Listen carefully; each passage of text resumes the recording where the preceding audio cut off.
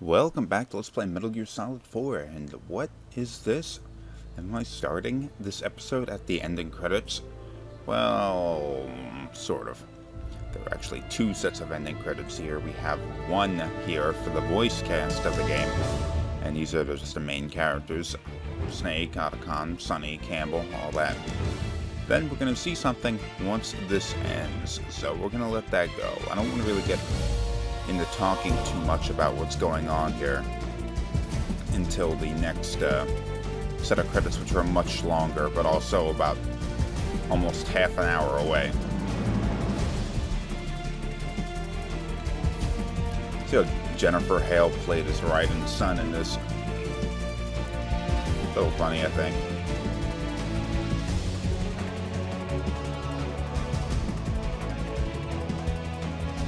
Voice of God? When was there a voice of God?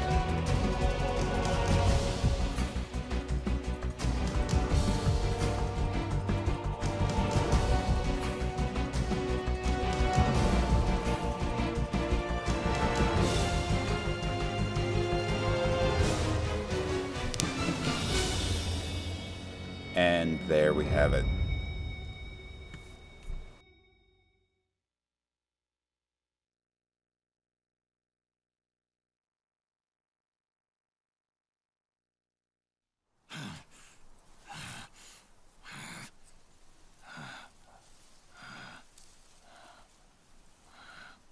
That's right. Good. No need for you to go just yet.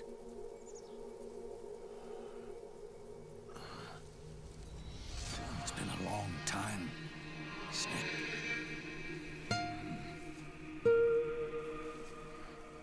Wait, what?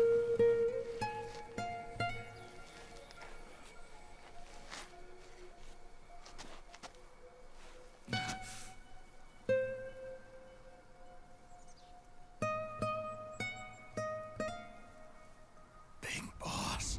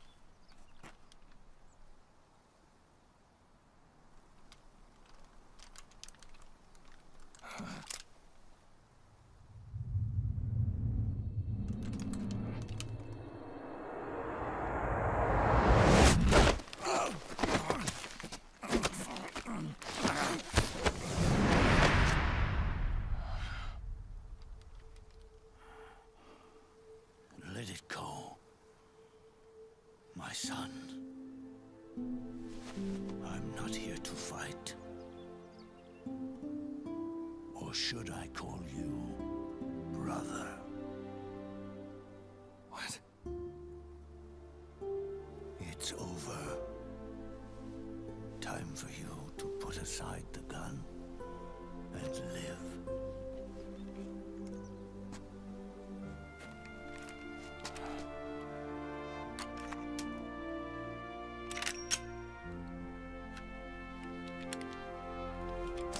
It all began with a bunch of old fools. Now, they've all passed away. Their era of folly is over. I'm the only one left, and soon I'll be gone too. How can you still be alive? That body, liquid burned on the Volta, wasn't mine. That was the body of a clone. Solidus.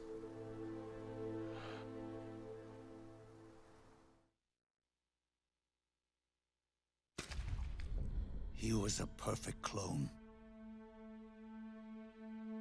Zero and the proxy AIs that came after him were convinced that Solidus was me.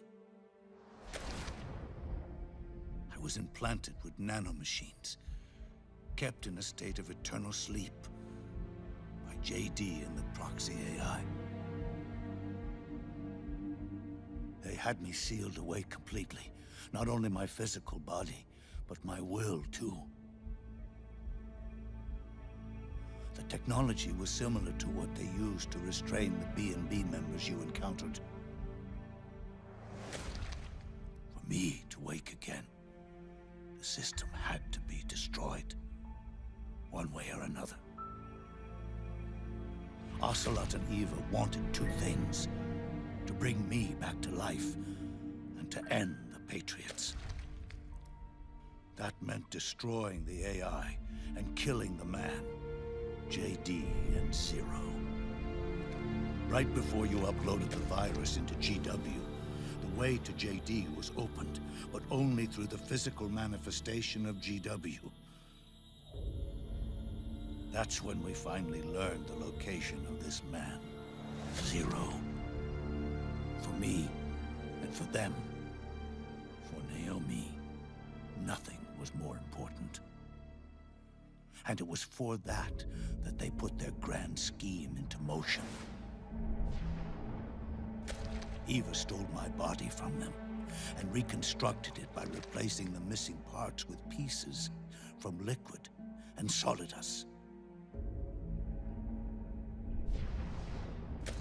And Ocelot, in order to fool the system, used nanomachines and psychotherapy to transplant Liquid's personality onto his own. He used hypnotic suggestion to turn himself into Liquid's mental doppelganger. For all our advances in nanotechnology, information and genetic control, they've never managed to control people at will, let alone turn one person totally into another.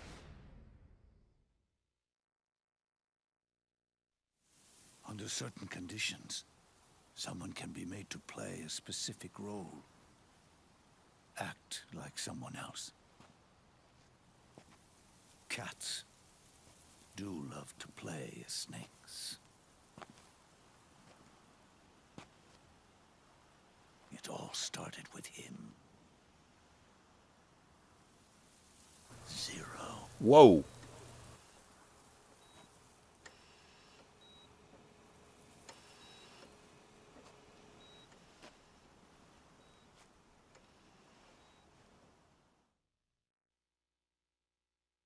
Zero grew old, and by the end his Patriots were being run by a network without shape or form. What do you mean, without shape or form? The proxies were only one small part of the vast cycle that Zero created. The corporations, for-profits, and research institutions that comprise the military-industrial complex were part of it too. They operated on budgets automatically allotted to them by the proxies. Accounts maintained by the Patriots. The network covered everything from weapons R&D and investment to production and marketing. It encompassed the people, the companies, even the laws that protect them. Politics and economics became nothing more than iterations of the same oppressively uniform system. I don't think anyone realized that it was all a setup, a mere set of norms. The Patriots were those norms, a neural network reduced to its simplest form. That's what they really represented. Uniformity without individual will, without change. But then one day, those norms suddenly deviated from that pattern and underwent a mutation. It was like the birth of a new life form. The system found a new way to propagate itself. War.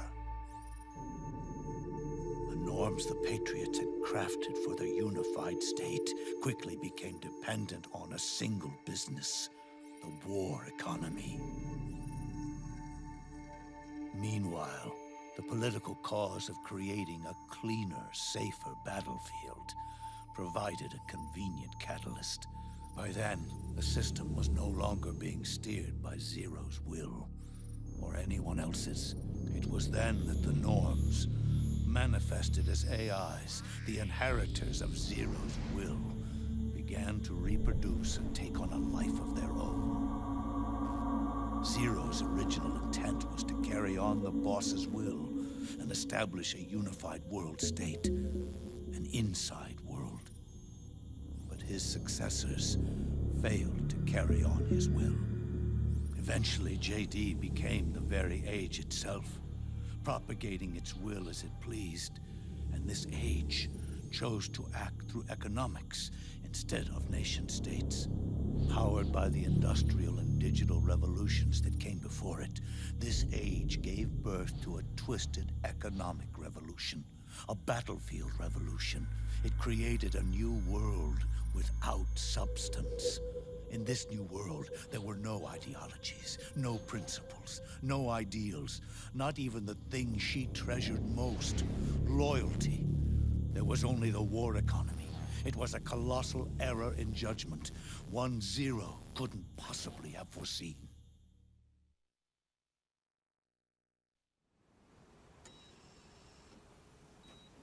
With the American system in a state of collapse, the Patriot society has reverted to a blank slate. This man was the source of it all. And he doesn't even realize it.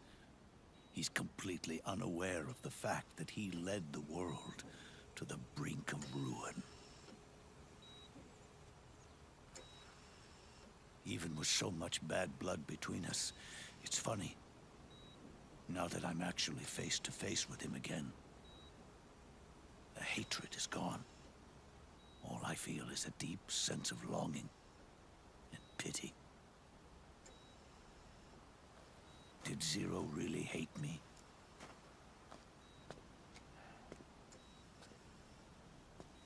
Or did he fear me?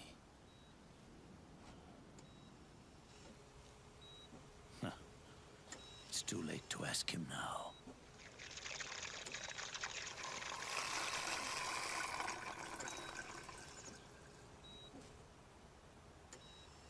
The original members, Paramedic, Sigint, Eva, Ocelot, they've all passed on. Only Zero is left. Everything has its beginning, but it doesn't start at one. It starts long before that, in chaos. The world is born from Zero. The moment Zero becomes one is the moment the world springs to life. One becomes two, two becomes 10. 10 becomes 100. Taking it all back to one solves nothing. So long as Zero remains, one will eventually grow to 100 again.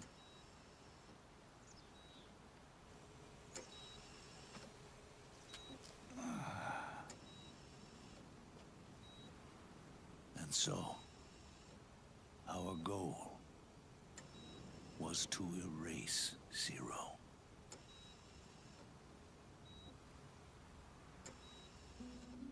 Even the mighty Patriots began with a single man. That one man's desires grew huge, bloated. Absorbed technology began to manipulate the economy. We realized too late that we had created a beast. We had helped turn 0 into 100. His sin was ours. And for that reason, I'm taking it upon myself to send 0 back to nothing.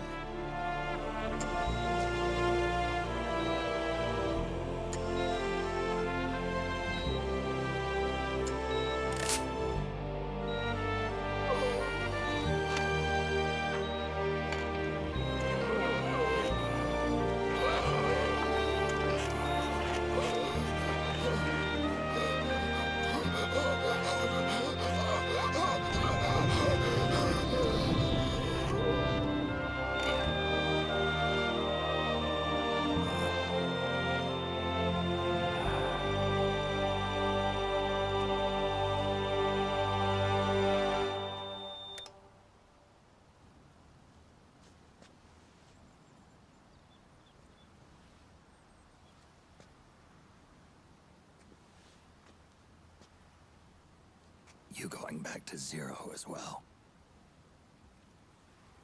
You erased me 2 times before.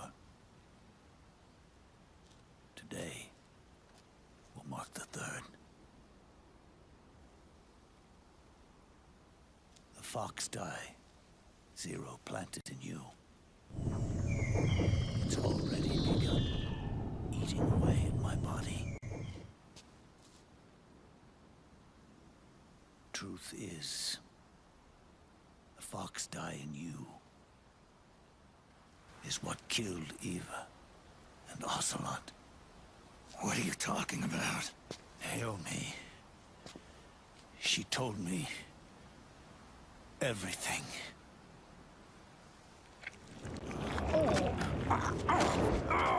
What's wrong? They did it again. They used you to kill me. The Patriots. No, they're proxies. In order to bury us. They did it again.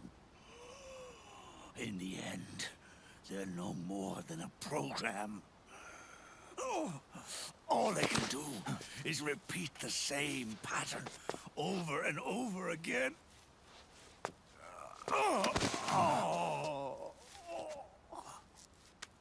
Do me a favor, will you?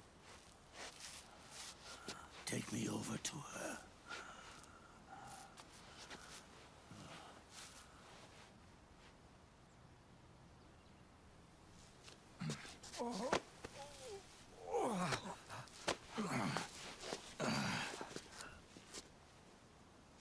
There's one more thing Naomi wanted me to tell you.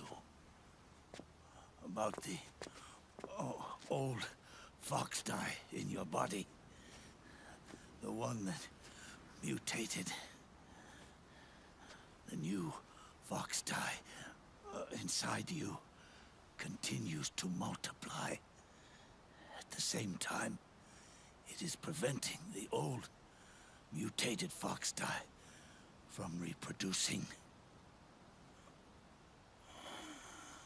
The new fox die is uprooting the old. Naomi confirmed it in her follow-up. The mutants are receding. Before long, they'll be gone entirely. Does that mean the mutant strain won't cause an epidemic?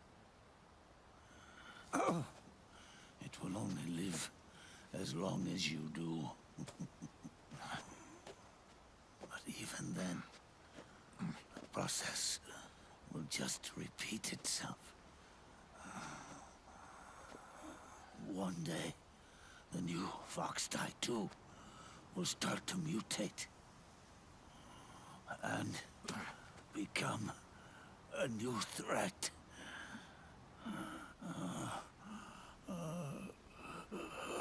That is, if you manage to live that long.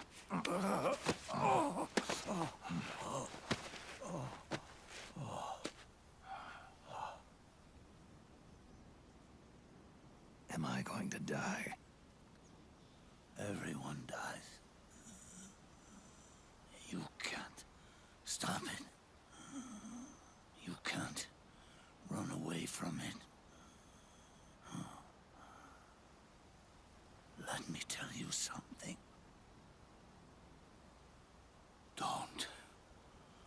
Don't waste the life you have left fighting.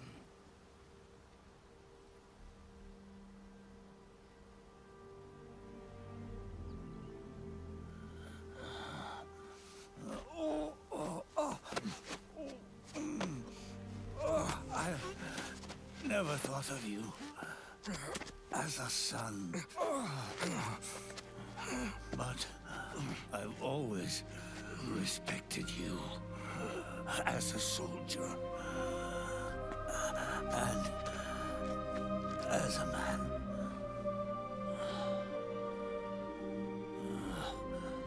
If you'd been in my place back then,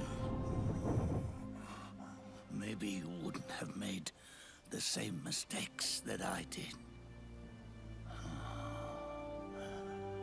Ever since the day I killed the boss with my own hands, I was already dead.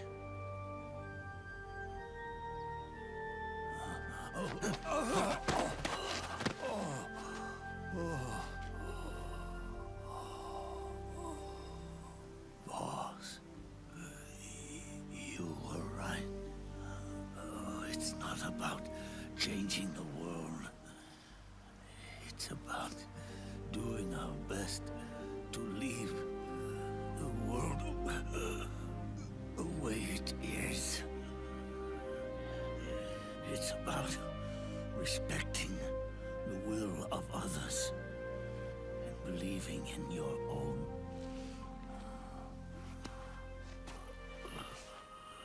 Isn't that what you fought for?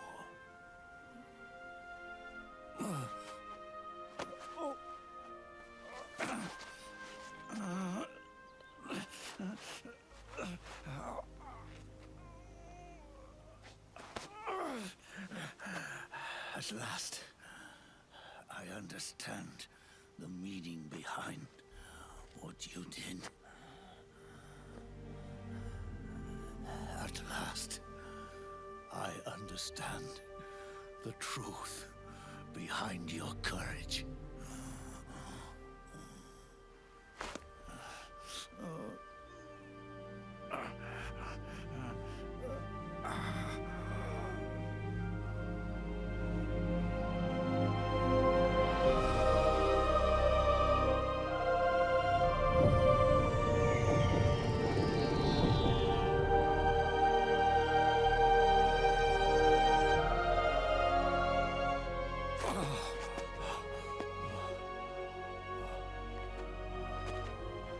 It's almost time for me to go.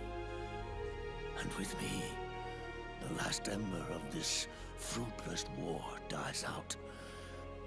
And at last, those old evils will be gone. Once the source of evil returns to zero, a new one, a new future will be born.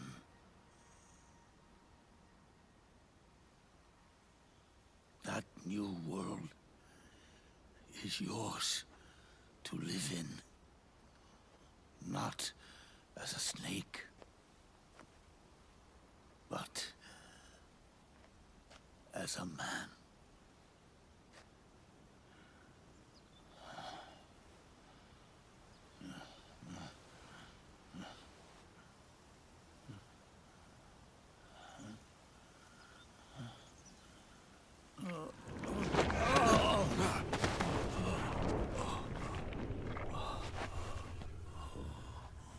Know this. Zero and I liquid and solidus. We all fought a long, bloody war for our liberty. We fought to free ourselves from nations and systems and norms and ages. No matter how hard we tried, the only liberty we found was on the inside, trapped within those limits.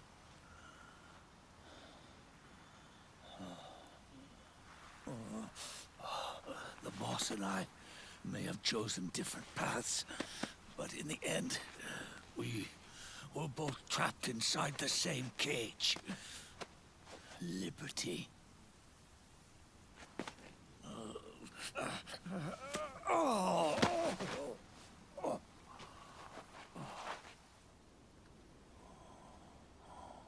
But you have been given freedom. Freedom to be outside.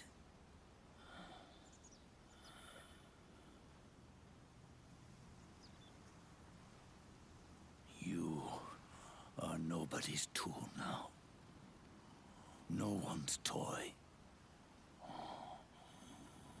You are no longer a prisoner of fate. You are no longer a seed of war.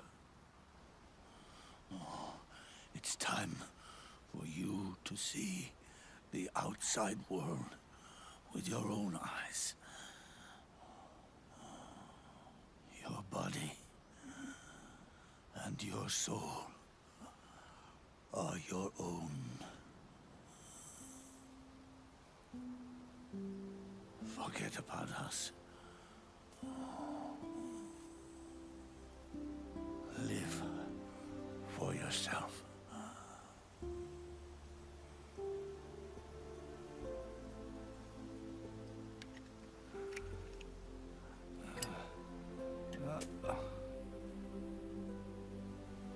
And find a new lease on life.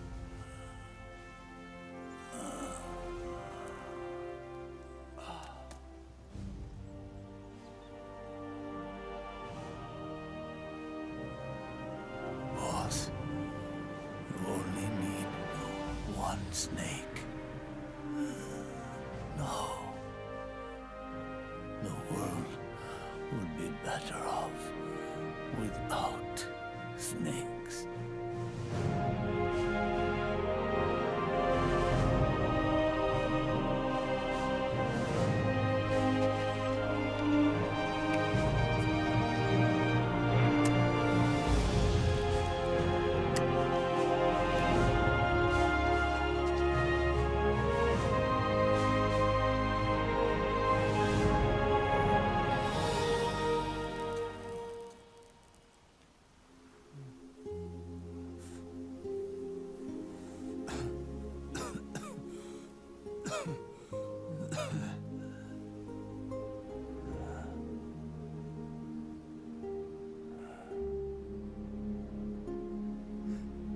This is good,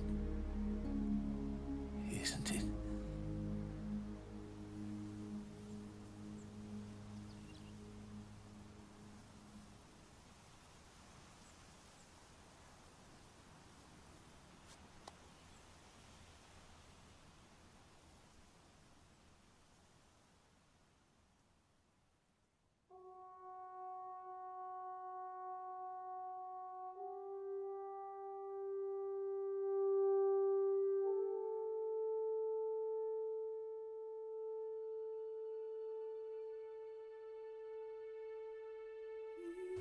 Wow. Okay, and we've reached the end of Metal Gear Solid 4. Now, this was intended at the time to be the final game in the series. There was never supposed to be a Metal Gear Solid 5 or anything like that that came after it. Although, there is a Metal Gear Solid 5 coming out, which takes place a number of years before this point.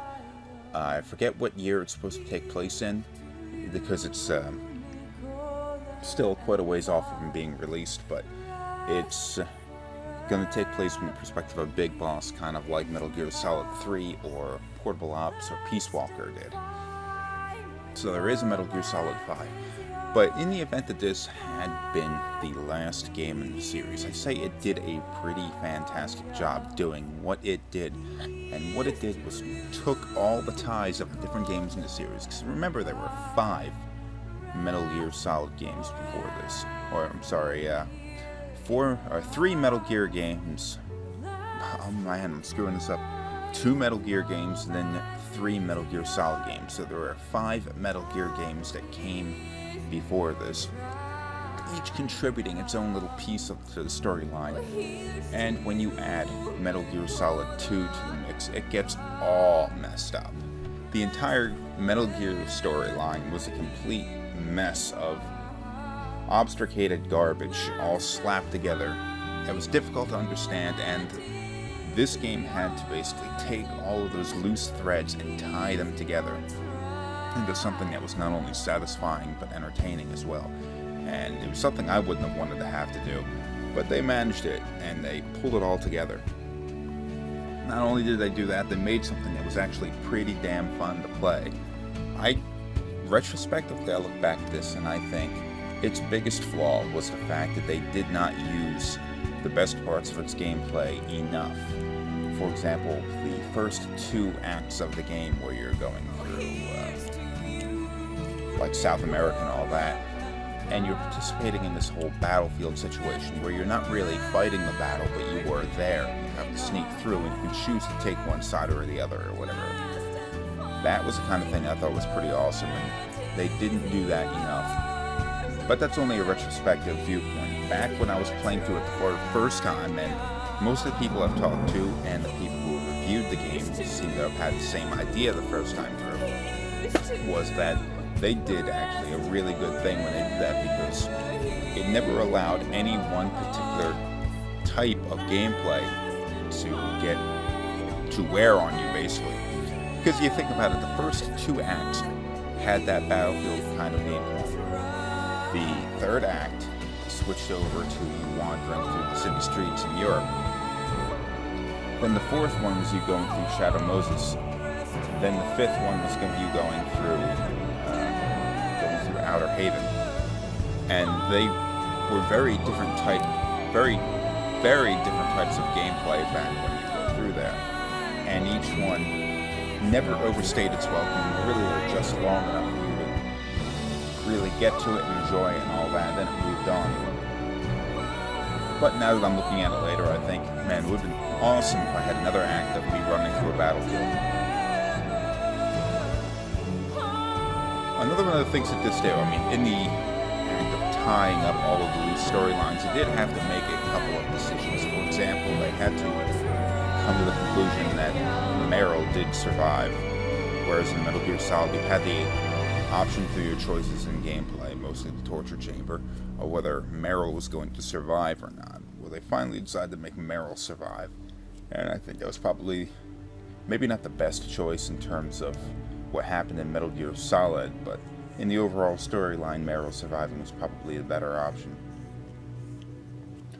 Now, not to say that this game's story is not confusing in and of itself, because they do have to tie back a whole lot of stuff and tie it all together. Like, for example, they have Metal Gear Solid 3, when they tied Metal Gear Solid 3 and Metal Gear Solid 2, they added this whole thing about how the Patriots were originally envisioned as being this kind of Illuminati society of 12 members, basically controlling the United States government, and by this point in the game, this point in the series, their influence appears to have grown quite significantly to being largely like controlling the world behind the shadows kind of thing.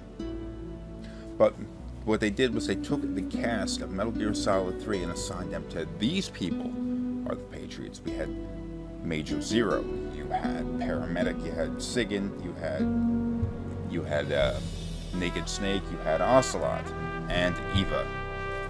These people were the original Patriots, and these people were the ones that went and took the Philosopher's Legacy, that $100 billion that Logan was talking about back in Metal Gear Solid 3, and they have gone and taken it, and they've invested it, and they basically rooted themselves in the world. Then we get to the point where we have Major Zero has a falling out with Solid Snake, or not Solid Snake, Naked Snake, Big Boss, basically.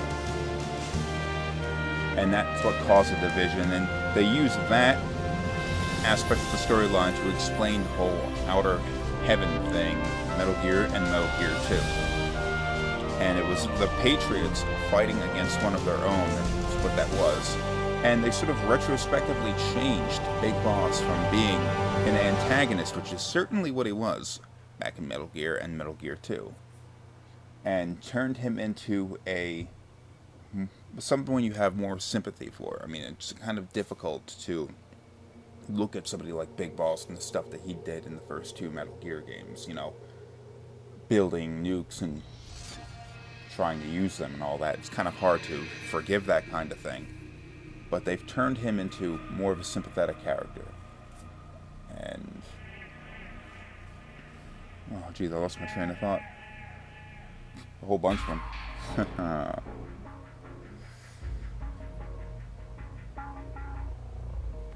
But they've also not only done that same thing by applying the Metal Gear Solid 3 characters to being the Patriots, also had to change another significant character like Ocelot. Now, Ocelot was introduced back in Metal Gear Solid, and he was always an evil character. In fact, from Metal Gear Solid on, you always got the impression that Ocelot was the guy who knew more than he let on. He was a more powerful individual than he let on, and he had much more influence than he ever let on. But he always pretended to be like a subordinate of someone else, or he was a very subversive son of a bitch. Now, by the time this game comes out, we find out that, especially towards the end, we find out that he was in fact behind not only the he was responsible for the forming of the Patriots, because he was the one that managed to build up the Philosopher's Legacy and take it anyway. And he in fact was a descendant of the Philosophers, being the boss's son, in fact. But I mean, it's so many things that tie back to the original thing. But Ocelot ended up being, well, someone who was more of someone you would feel more sympathy for than you would originally, because of the way he was portrayed in this game. Not as the lunatic thinking he was Liquid Snake, but as the person who was really doing everything he ever did in order to wrestle control of the world away from the Patriots.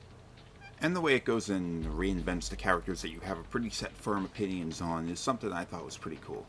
Another thing I wanted to go over was, retrospectively, when looking at the Metal Gear series as a whole, including like the Peace Walker games and all that, you have various characters. You have the boss, you have Big Boss, then you have Snake, and then eventually Raiden, and each one, in my opinion at least, seems to represent the era that they existed in. For example, the boss was very much a conventional warfare kind of individual. She was very important for World War II and the kind of fights that they had back then. Big Boss was a character that came about during the Cold War, and it always seemed to me that Big Boss was very representative of the kind of stuff that was done during the Cold War, the clandestine kind of operations that they were doing back then. Solid Snake came in after the Cold War, even though that wasn't really known at the time that the game was programmed, I think. And he was representing the kind of thing like where the biggest threat wasn't outright war or a Cold War, but kind of a terrorism kind of thing. And then Raiden came after that, and especially when you play a game like Revengeance, is more of a representation of the kind of twisted-ass kind of warfare that eventually turned into with a lot of messed up technologies and all that kind of thing.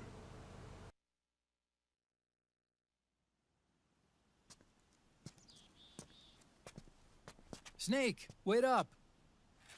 You forgot these.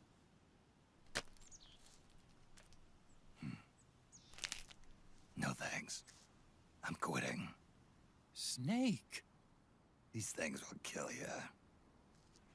where will you go? Our fight is finished. There's nothing left for us to do. No. There's one thing I still have to do. I have to see this age off. See what the future brings. Sounds good to me. I'll go with you. Otacon, I'm gonna be dead soon. You don't have to come. You said it yourself, Snake. There's nothing inside you can pass on to the next generation.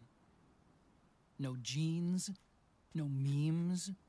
You're man-made. You're a beast. I know. A blue rose. There won't be any happy Beauty and the Beast ending for me.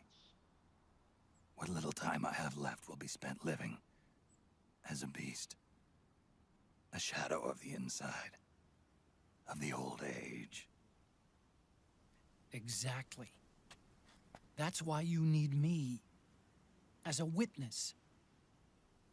A witness. Yeah.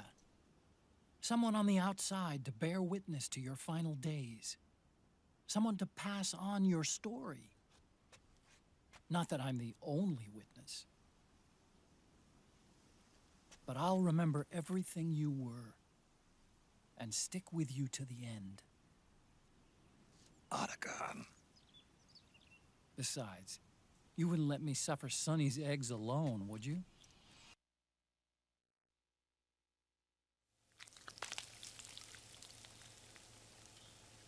Come quick! They're ready! They look yummy! Sort of like the sun. It's rising again. Okay, kid. Let's get something straight here. The egg is not finished 4 seconds after you drop it into the pan. But anyway, that's the end of this episode and the end of this series. I'd like to thank everybody for watching and listening. And if you like what I've done here, I have a number of other games that I've played through on this channel. Feel free to check some of those things out. And thank you and goodbye.